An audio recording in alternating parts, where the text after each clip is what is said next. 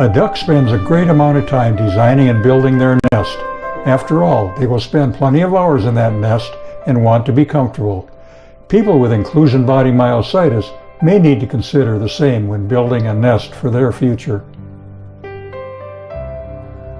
Hi, Jerry here again for my IBM Myositis YouTube viewers. Thanks for choosing to watch this episode. Please make sure to slide your clicker down to the like button and also hit the subscribe button sometime during this video if you have not already done so. I receive zero monetary compensation for producing these videos, but it's nice to see new subscribers, likes, comments, and questions for my efforts. And I'll have 2 more IBM Myositis miscellaneous bonus tips near the end of this video. As you may already know, question number 7 in the IBM Functional Rating Scale questionnaire deals with how well you can reposition yourself when in bed. The question ranges from normal to still can turn over myself and adjust the covers to cannot turn over or adjust the sheets or covers without assistance from your caregiver. I currently have a 1.5 point score for this question. Once my caregiver lifts my legs into bed, she usually covers me up. During the night when I want to turn over onto my other side, it's with great difficulty that I get turned over, and then sometimes only partially. I realize that it probably won't be getting any easier either. Reading various social media sites, I've noticed some inquiries from IBMers regarding which bed might be considered for a person with this muscle disease. During your time in late stage 1 and early stage 2, placing your bed up on some risers may work for a while, but sometime during your IBM journey, or even as late as mid-teen FRS score or stage 3, you will probably opt to purchase a high-low adjustable bed that will be easier to get into and up from. I cannot elaborate on any other manufacturer's bed other than one I purchased new in February of 2013 at a cost of $4,000 plus the cost of the mattress and delivery to my home. You might say, "Egads, that's a lot of money." But when I consider how many hours are spent in bed, not even thinking about the possibility of a full-time future in it because of my IBM, I decided to get a strong, good one with a lot of useful features, and I'm glad I did. Yes, a bed may require you to plan ahead and save some money to purchase a good one. The Nest I purchased 6 years ago was made by a company from Postville, Iowa, USA called Transfer Master. The history behind this company is interesting, as they were the first company to design a high-low bed that descended lower than the seat height of a wheelchair for easier transfers into bed, and then could be raised higher than the wheelchair when transferring back out of bed into the wheelchair. Transfer Master built a hospital bed for the late actor Christopher Reeve, best known for his role as Superman, and has built more than 10,000 beds since their groundbreaking electric high-low bed patent in 1996. I can report that my Transfer Master bed was designed and built to last, and have not had any problems with it since new. And I'm a fairly large IBM test specimen, weighing nearly 200 pounds and 6'2" in height. For almost 6 years, I did the typical IBM plop when sitting down on the edge of the bed, adequately testing this bed and mattress. The model name for the bed I purchased was a Transfer Master Valiant and was rated at 600-pound weight capacity. I like the 600-pound capacity to handle my weight as well as the weight of a spouse, caregiver, or guest that decides to sit on the edge of the bed when tending to my needs or just visiting. Features on this bed include a wide 12-inch difference between full up and full down position. With the mattress height, it's about 32 inches from the top of the mattress to the floor, minus any squish that occurs when I'm sitting on it. It has an independent control for both the head and foot ends of the bed, and also a Trendelenburg and reverse Trendelenburg positions.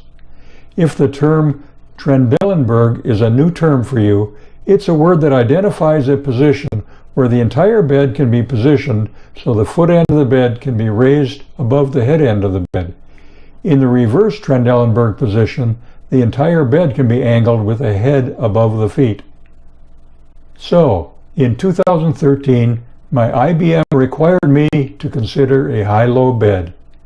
At that time, it worked best to have the bed in the lowest position to slide into my pants, socks, and shoes, and raising the bed partway up assisted me to get to a standing position. Now, 6 years later, I can't dress myself, need the bed's head-end tilt feature to help me sit up, and have to raise the bed all the way up before feebly attempting to transfer. With help from my caregiver to get there, and by using a combination of several functions, I will be able to get to an almost sitting up position to watch TV from bed or visit with guests. And remember, it's not healthy for your internal organs to remain in a prone position for too long, and your bed can help you get to alternative positions. If I find myself too low in bed, my caregiver can temporarily put the bed in the Trendelenburg position and push on my locked up legs to push me towards the head end of the bed, letting the downhill angle assist with the repositioning task. As I cannot sit up without the help of the bed, let me show you how I get to a seated position on the edge of my bed. I use the bed's head end to raise me to an almost seated position while letting my legs drop off the side of the bed. I position my left foot against the front caster of my power chair to allow me to use what's left of my leg muscles to help my upper body sit up. If I need more angle to sit up, I can additionally use the reverse Trendelenburg function that tips the bed in the direction I need to go.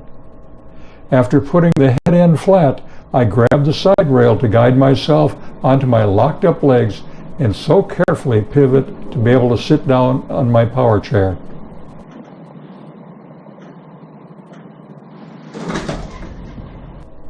I'm sadly prepared for a complete body failure in my future by having an overhead hoist for repositioning me or used in transfer to and from my power chair when my muscles have totally left the building. This Valiant bed by TransferMaster also had a few functions that have made me happy over the last 6 years. The big button controller has been a valuable option that not only has widely spaced out buttons for my weak and fumbling hands and rigid fingers, but also depresses with a touch of a feather, very low pressure, great for us IBMers. The second option that I'm happy with are the two half rails on both sides of the bed. I used one of them to mount my bedside shelf that houses all my various remote controls, plus gives me close access to a box of tissues. Both rails lower for sheet changing time, and when in the up position, they can be used as a hand support when attempting to stand up. Here's a quick camera view from underneath of the hard-to-see heavy-duty components, of which I never get to see anymore, but know they're always there working hard for me. And for those that might worry about getting stuck in your hospital bed if your home loses power, you can easily remedy that fear by adding a backup power supply to your bed.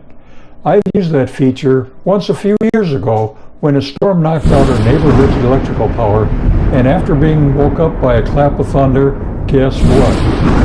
Mother Nature called, and I used the power supply's reserve to raise the bed.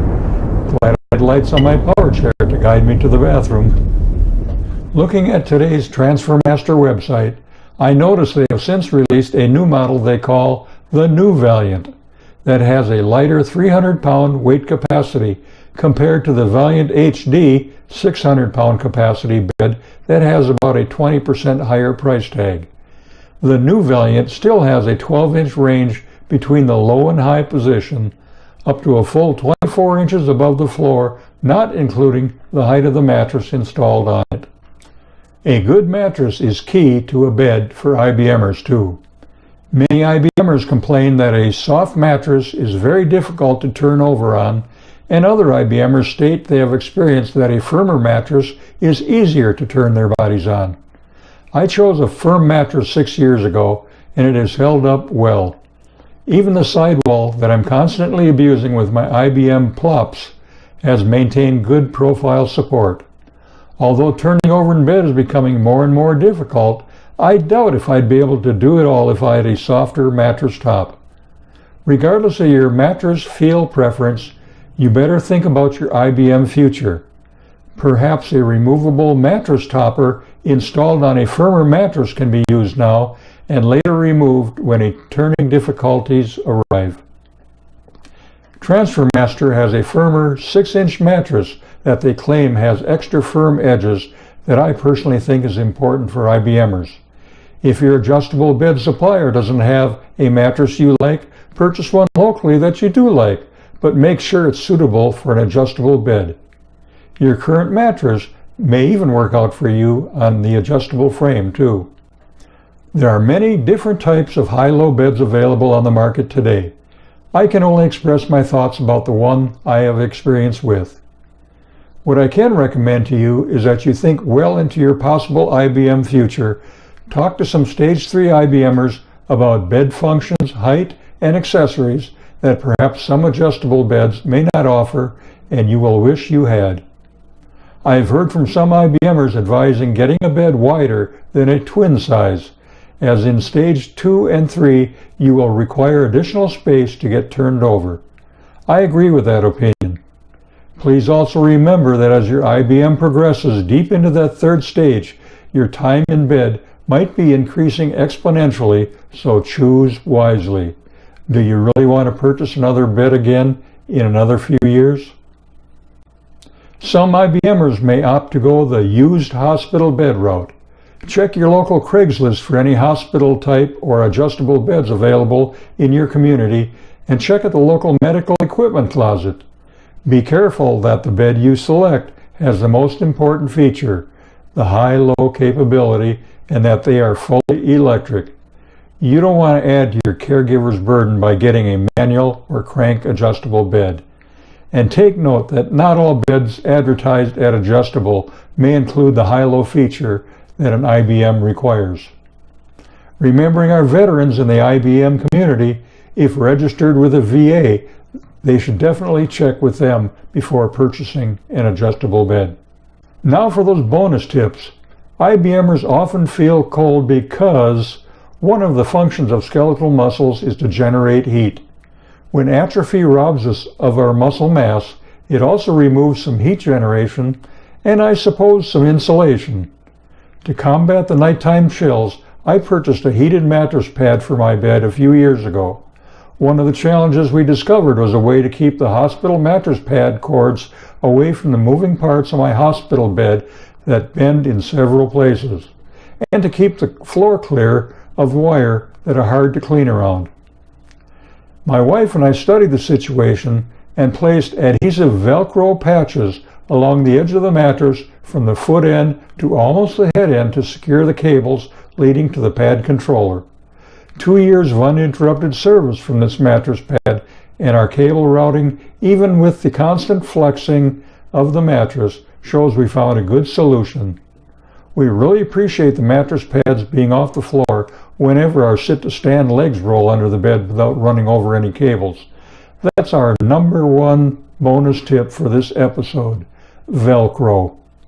My second tip is how I solve fumbling and often dropping the TV remote control when sitting on my lift chair recliner. With the help of another patch of Velcro, my remote never falls and is always pointed in the right direction, even if it's bumped and if the lift chair recliner is tipped.